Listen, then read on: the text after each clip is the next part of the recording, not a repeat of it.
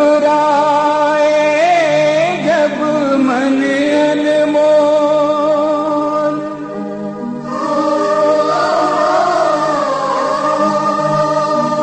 हृदय हो उठे डावाडोल।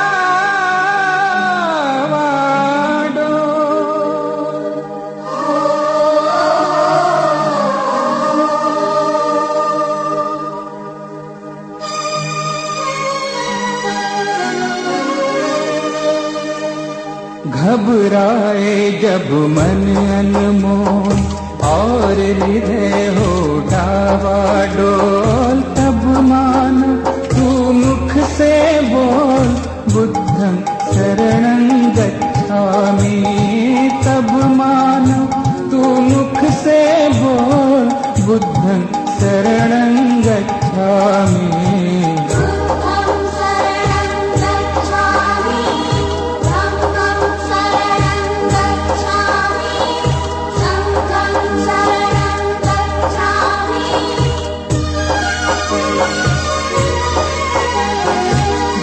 अशांति का राग उठे, लाल लहू का फाग उठे, हिंसा की वो आग उठे, मानव में पशु जाग उठे। ऊपर से मुस्कुराते नर, भीतर जहर रहे हैं घोल। तब मान तू मुख से बोल बुद्धं शरणं गच्छामि। तब मानो तू मुख से बोल बुद्धं शरणं गच्छामि।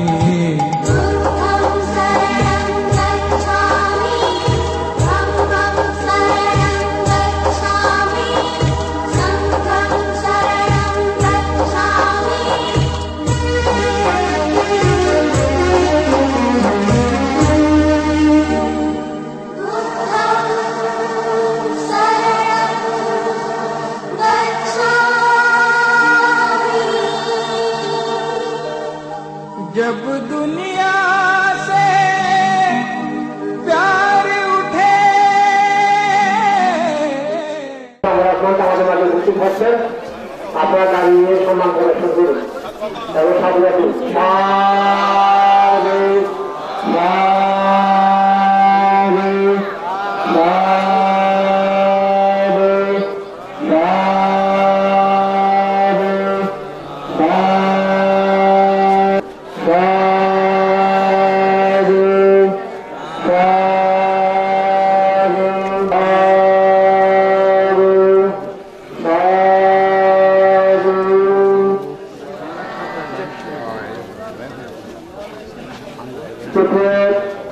গ্রামবাসী এবং জেলাগত সম্মানিত অতিথিবৃন্দ, মহামান্য সংগ্রাম মঞ্চে এবং বাংলাদেশ বৌদ্ধ ভিত্তিক মহাসভার গ্রহণ করে যারা বিস্তৃত ঘোরাফেরা করছেন, আপনারা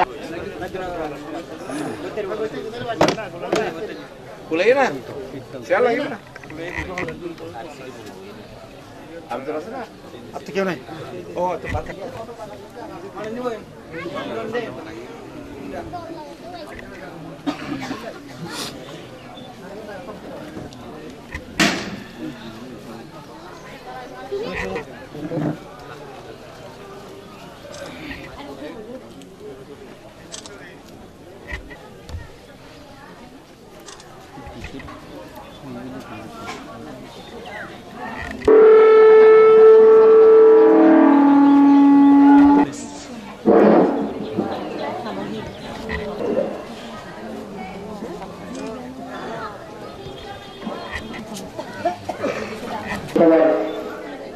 মহামান্য সংগ্রাম মঞ্চে উপস্থিত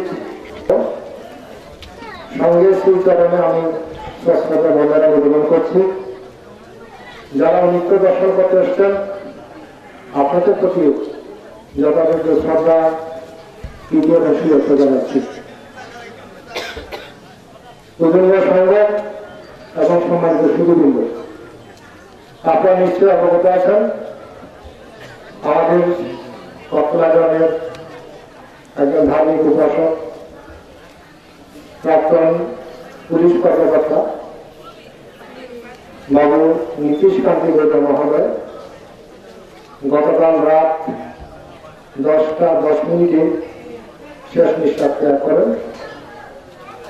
উনি দীর্ঘ জীবন সরকারি চাকরি করেছেন, সরকারের বিভিন্ন দায়িত্ব পালন করেছেন অত্যন্ত নিষ্ঠার সাথে এবং অবসর সময়টুকু বাড়িতে এসে গ্রামের বিভিন্ন সামাজিক এবং ধর্মীয় কাজে নিজেকে নিয়োজিত রেখেছেন।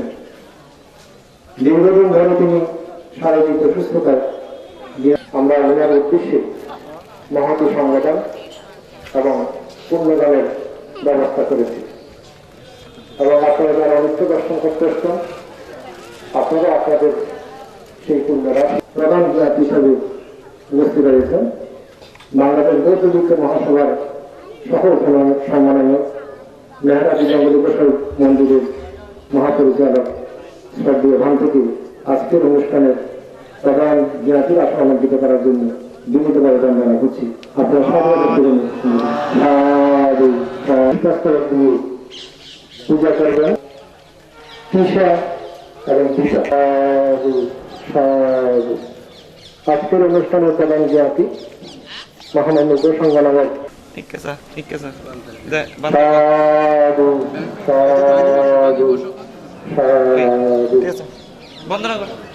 এবং বিভিন্ন আত্মীয় স্বজন এবং ব্যক্তিগত পক্ষ থেকে পুষ্পাস্তর পক্ষ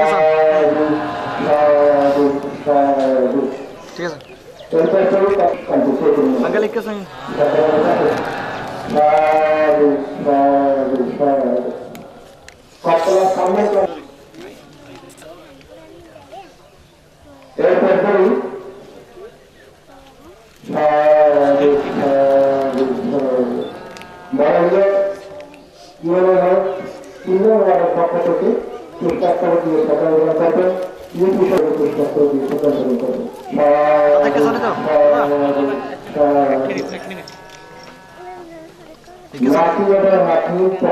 পুষ্পাস্তর দিয়ে সচেতন করবেন বিশিষ্ট সমস্যা মহোদয়কে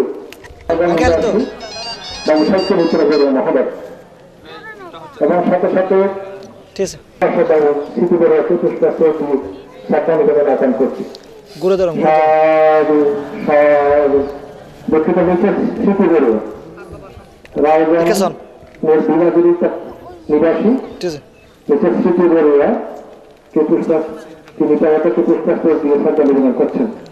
সাধু সাধু সাধু বালখান নিবাসী বিশিষ্ট ব্যবসায়ী আমরা বিনীতভাবে বন্দনা করছি।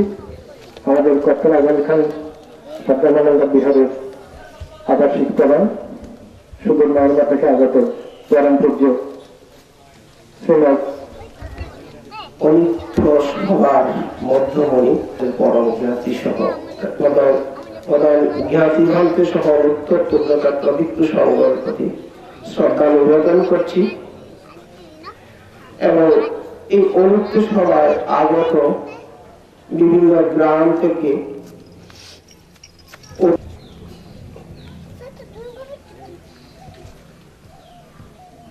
অত্যন্ত বেদনা সহকারে ব্যক্ত হচ্ছে। দেশে আসার পরেই 4 জন জ্ঞাতিকে হারালাম।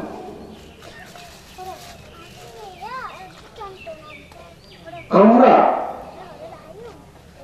যদিও বৌদ্ধ ধর্মে বৌদ্ধ হয়ে জন্ম নিয়েছি, বুদ্ধ যদিও বলেছেন সুখ পরিত্যাগ না করার জন্য, তবু যতক্ষণ পর্যন্ত একজন সত্য অতি মার্গ ফলে প্রতিষ্ঠিত না হয়, তো কিভাবে কখন কোথায় কোন সময় মরব আমরা জানি না। মৃত্যুকে 4 ভাগে ভাগ করে দেখা গেছে। সেটাকে বলা হচ্ছে পরিপূর্ণ আয়ু পরিপূর্ণ আয়ু কতদিন? মানুষের গড়ায়ু হচ্ছে 74, প্রায় 74 বছর। এটা কি ছিল 100 বছর।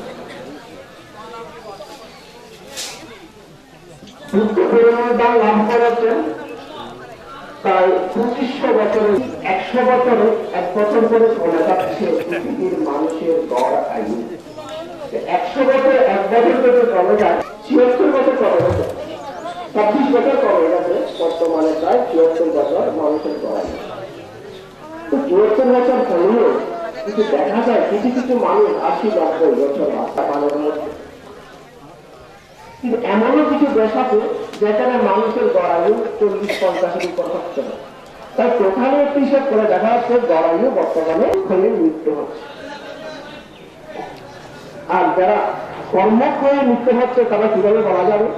বা কর্মের অধিক। কি কর্ম করি? কুশল কর্ম এবং অকুশল কর্ম।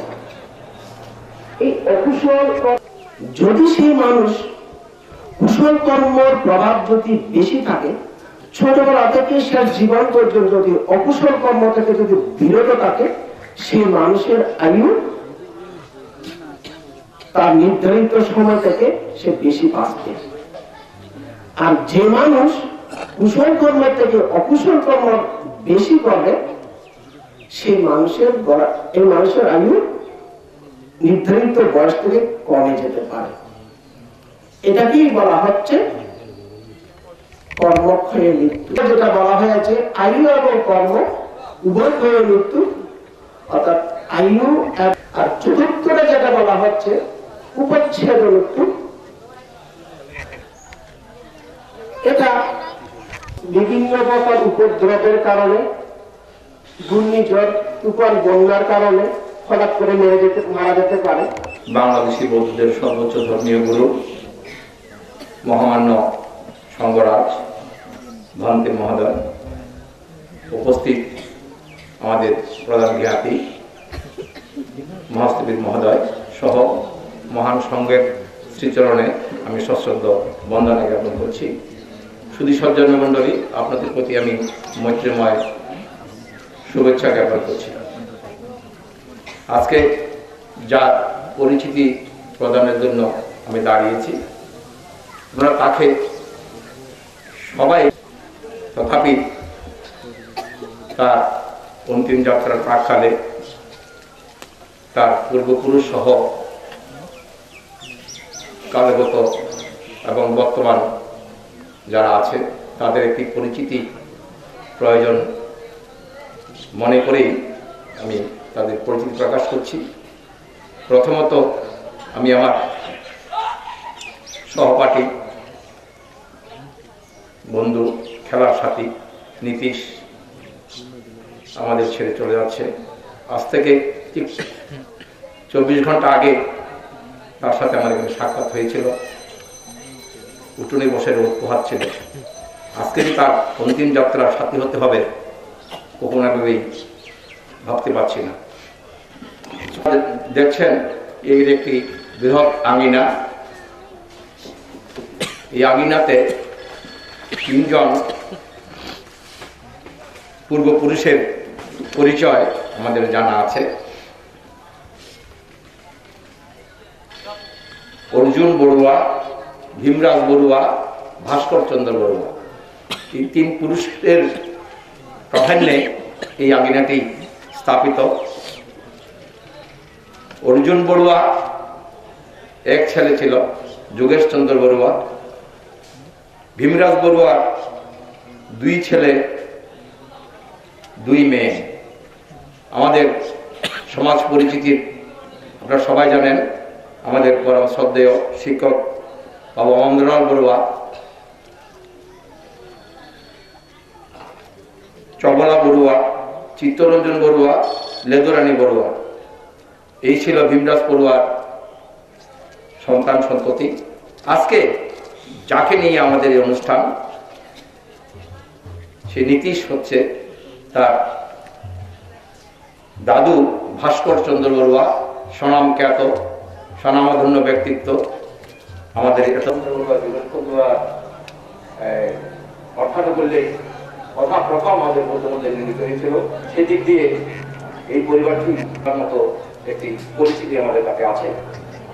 শ্রী ভাস্কর বড়ুয়ার একটিমাত্র কর্মী অন্তিম যাত্রী অতীত নীতিশ চন্দ্র বড়ুয়া।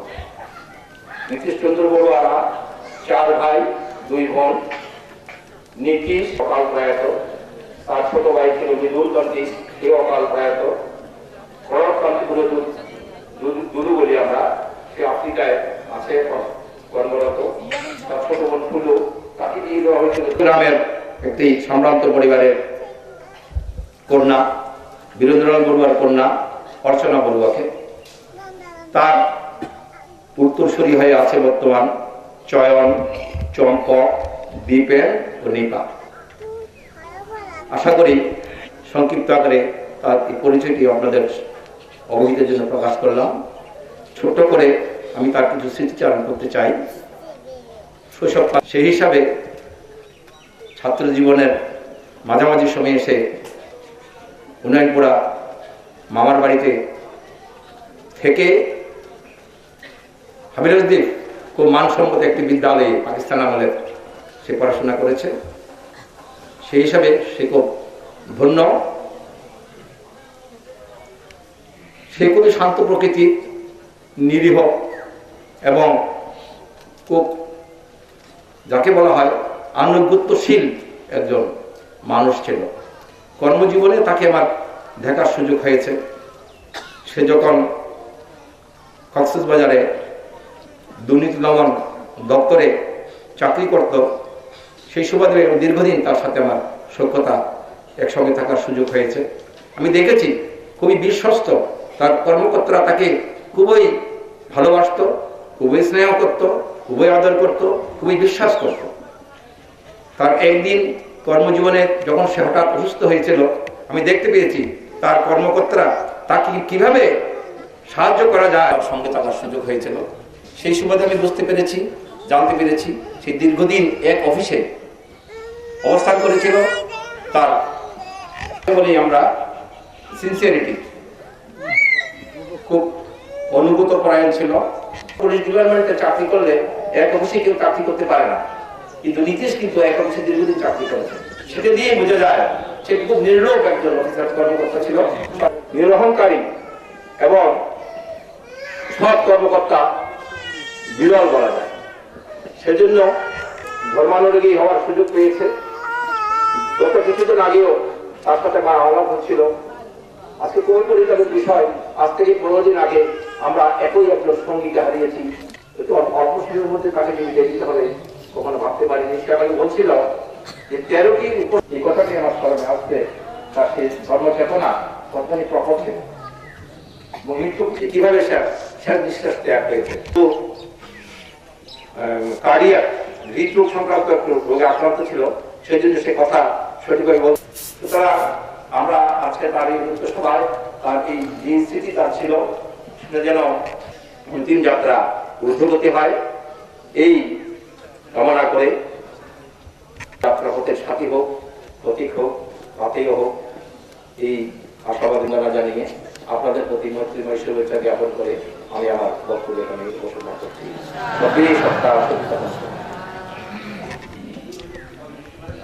পরম বিভাগ আজকের এই অনুষ্ঠিত হওয়ার সভাপতি প্রমুখ সঙ্গে যদি আমার সশ্রদ্ধ বন্দনা রইল এবং উপস্থিত সুধী মণ্ডলীর প্রতি আমার, যখন আমরা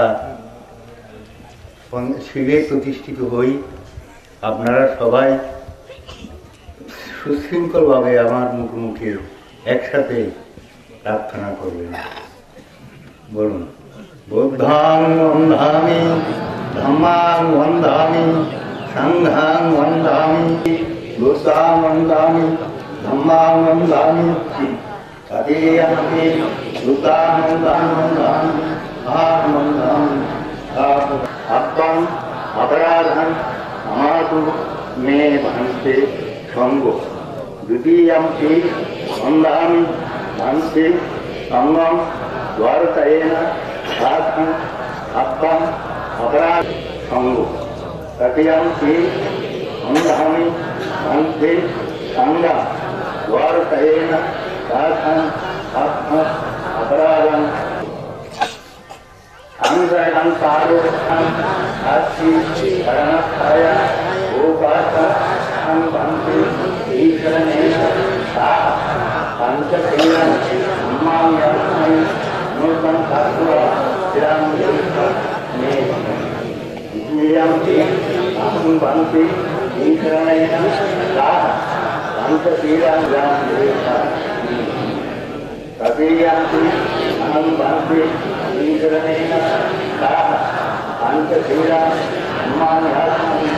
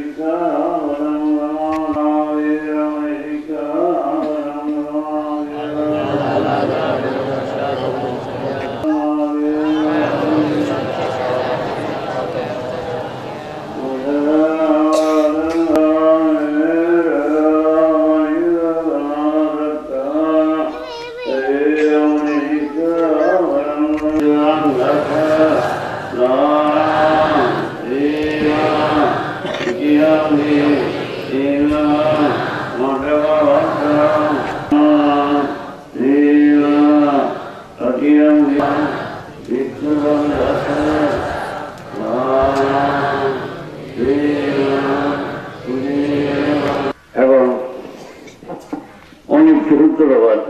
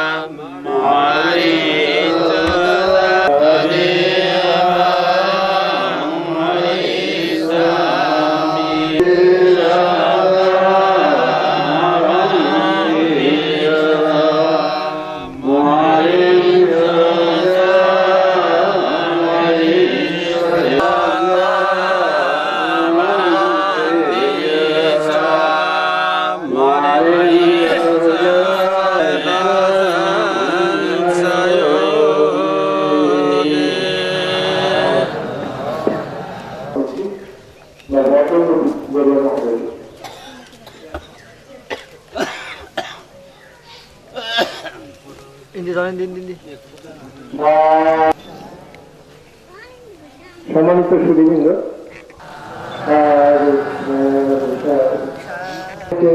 বাবু স্বাস্থ্য মিত্র বলুয়া এবং রাজধানী থেকে বাবু শিক্ষক সুদীপ চৌধুরী মহোদয়।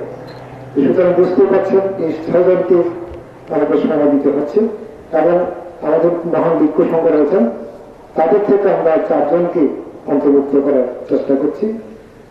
তাদের বিহারের অধ্যক্ষ বেদান্ত প্রজ্ঞা তিলক ভাঙ্গ মহোদয়, কিশোরী বেদন বিহারের অধ্যক্ষ শ্রদ্ধেয় ধর্মানন্দ মহাদেব বিজ্ঞ মহোদয়, পিঙ্গলা মঙ্গলাবদ্ধ বিহারের অধ্যক্ষ বেদান্ত জ্ঞানবাস বিজ্ঞ মহোদয় এবং রুজুরা আনন্দী নিকটতম বৌদ্ধবিহারের অধ্যক্ষ বেদান্ত গুজরাতন ভিক্ষু মহোদয়।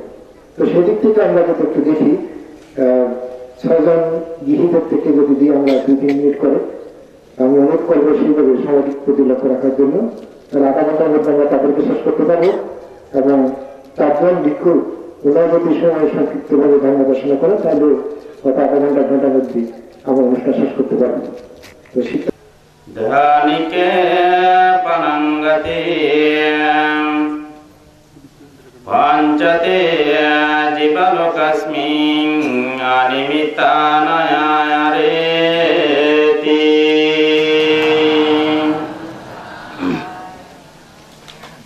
ঐতিহ্যবাহী গ্রামের ঐতিহ্য স্মরণ সভায় যিনি আমাদের মধ্যে সঙ্গ প্রদান হিসেবে উপস্থিত আছেন, আপনাদের আমাদের পরম কল্যাণ মিত্র আশীর্বাদক বাংলাদেশী বৌদ্ধদের সর্বোচ্চ ধর্মীয় গুরু আজ্ঞা মহাসাদ্দারমা জ্যোতিগাদাজ ত্রিপিটক সাহিত্য চক্রবর্তী, আন্তর্জাতিক খ্যাতি সম্পন্ন মহামান্য সংগ্রাস ডক্টর ভরবান্তি মহোদয় পাশে উপবিষ্ট আছেন, যিনি এই গ্রামের কৃতি সন্তান, বাংলাদেশ বৌদ্ধ ভিক্ষু মহাসভার পরম পূজনীয় উপসংঘনায়ক, আপনাদের আমাদের পরম কল্যাণ মিত্র আশীর্বাদক পরম শ্রদ্ধেয় ভরবান্তি মহোদয়, যিনি উদ্বোধনী ভাষণ প্রদান করেছেন, সুদূর আমাদের প্রতিরূপ দেশ বার্মাতে অবস্থান করেন, যিনি অত্র গ্রামের কৃতি সন্তান তথা আমাদের বাঙালি বৌদ্ধ সমাজের অহংকার পরম শ্রদ্ধেয় বান্তি সহ সদ্ধর্মের দ্বারক বাহক পত পবিত্র ভিক্ষু সংঘ তথা অনিত্য দর্শনকারী উপাসক উপাসিকা মণ্ডলী,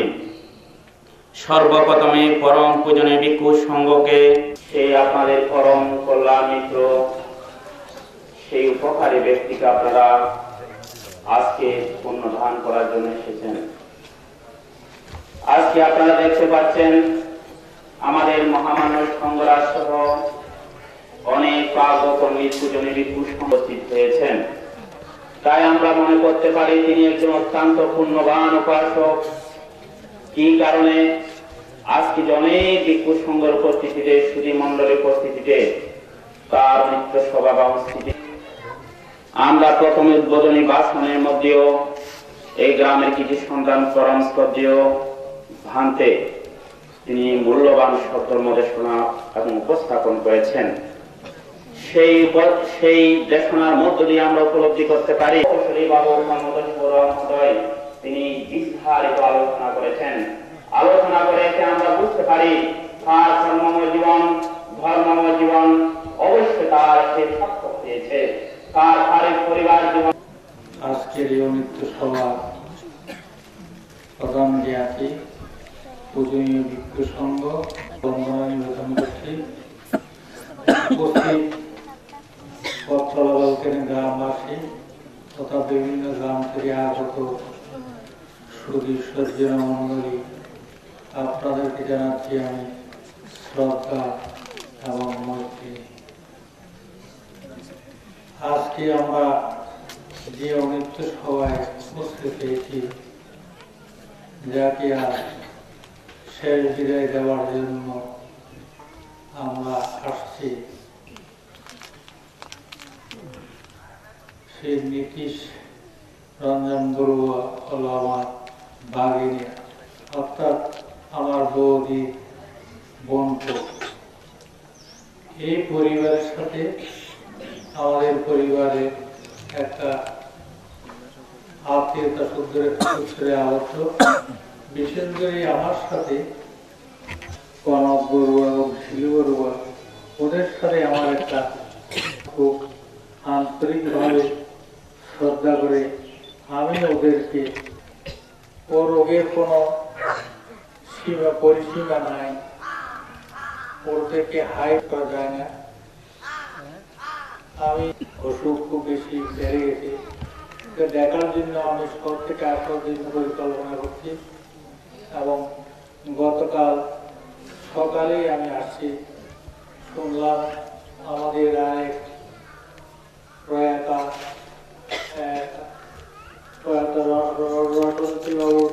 স্ত্রী মারা গেছে, তাই সকালবেলা এখানে আসি। আমরা যখন দরজা দিয়ে ঢুকছিলাম, একটু ওর গলা খুব বেশি শ্বাস প্রশ্বাসের যে কষ্ট ছিল, ওর আওয়াজ শুনে বুঝলাম খুব বেশি কি কষ্ট। তার ছেলেকে জিজ্ঞেস করলাম কোনো ডাক্তারের সাথে এর মধ্যে কোনো যোগাযোগ বা দেখাইছে কিনা। ও বলছে দেখাইছে, কিন্তু তাতেও না। আমার 63 বছর চলছে। আরো কিছু কথাবার্তা ওর সাথে হলো। এক সময় আমি বললাম তোমার মেয়ে তো বড় হয়েছে, একটা বদ দেখবো। ও রিপ্লাই দিল না, দেখেন একটা বদ দেখেন। এইভাবে অনেকক্ষণ ও যতটুকু সম্ভব আমার কথা রিপ্লাই দিয়েছে। কষ্ট হচ্ছে, তো আমি বললাম যে কষ্ট কি হতে হবে, তুমি বৌদ্ধ ধর্ম সঙ্গে। সভাপতি মহামান্য সংগ্রাম গ্রন্থে পরম পূজনী ভিক্ষু সম্মানিত সুদী, আমার বাড়ি